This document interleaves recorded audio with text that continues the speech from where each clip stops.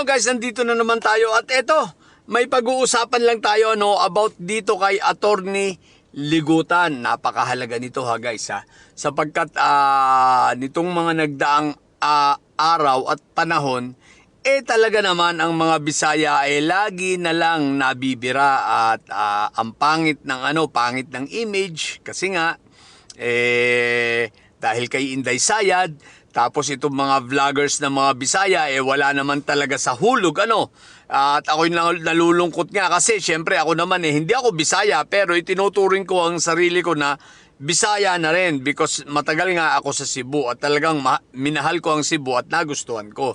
Now, ano ang pinupunto natin rito, So, si Attorney, sa mga hindi po nakakaalam, si Attorney Liguyan, Ligutan pala, Liguyan.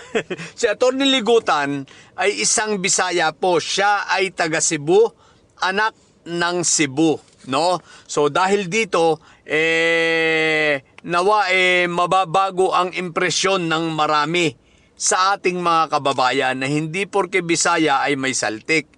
Hindi porke Bisaya ay mga ay mga wala na sa hulog, bagkos iilan lang naman yun. Sa totoo lang iilan lang yung mga Bisaya na wala talaga sa hulog. Hindi porke sinabing Bisaya ay Duterte na yan. Hindi po.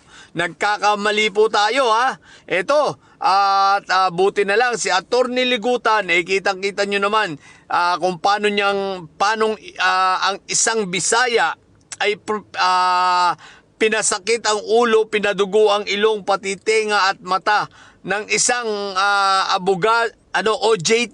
OJT lawyer. OJT lawyer ni Sayad, di ba? Kitang-kita naman, nangibabaw talaga ang isang Bisaya na nagtatanggol sa karapatan ng mga Pilipino, para sa accountability. Kaya kailangan mabago na ang impresyon natin, hindi para mawala yung mga away-away na Bisaya yan. Ano yan? Didilis yan. Hindi po totoo yun.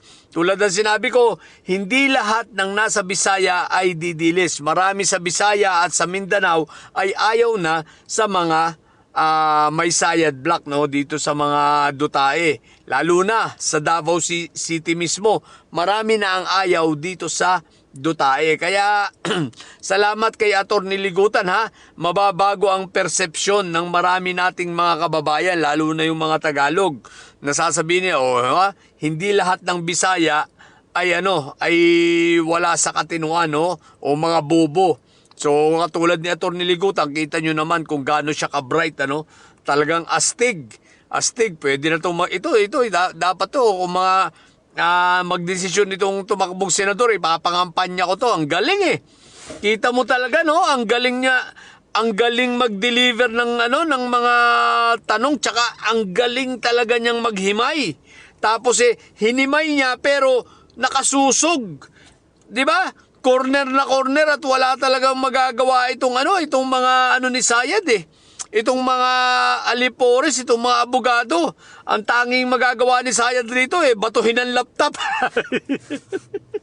Kaya nga ang tanong natin, ilang laptop kaya ang mauubos dito sa mga ito, malamang high blood na naman si Sayad dito. Wala pa akong balita Wala pang binabalita sa atin ang puting kabayo kung gaano naging high blood itong si Inday Sayad, sa blood bath niya. Tapos kumukuha, hindi naman masamang kumuha ng quotes mula sa iba, O okay lang yun, kaya lang, saan ka man naman nakakita, blooded raw siya pero hindi raw siya susuko. Unbound. Talaga ba? Paano ka magiging blooded, aber? Hindi ka nga umaatid Wala ka sa harapan.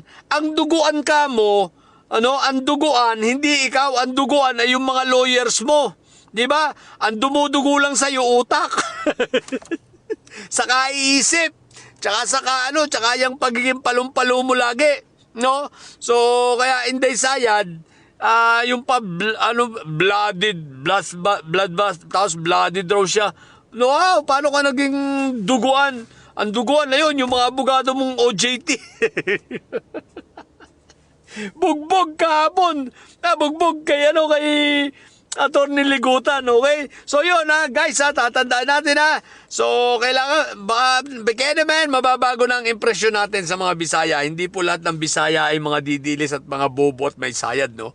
Marami po dyan ay matatalino rin at ayaw na talaga sa mga may sayad, okay? Nadadamay lang dahil mga Bisaya nga itong mga hinayupak tsaka yung ibang mga vloggers na nang didilis ng mga sinto-sinto, no?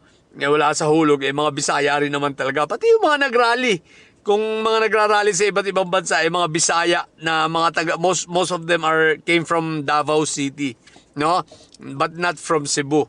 Iilan lang yung mga Cebuano. Kaya nga kahit sa rally sa Cebu, kita mo, nilalangaw yung mga yan. Di ba? Kaya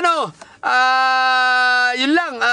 Attorney Ligutan, thank you very much Talagang ibinaangon mo uli at ibinalik ang dangal ng mga Bisaya, Cebuano in particular, So, thank you very much. Talagang ipagpatuloy mo yan. Ang astig mo talaga. Marami ka pang paiiyaking mga didilis at mga OJT. Sigurado ako. Yun lang. Sa mga bobong didilis dyan at mga may sayad, at mga amoy luga. Yan, amoy luga. Manatili kayo mga bobot may sayad sapagkat ang may sayad. Laging high blood. Bye!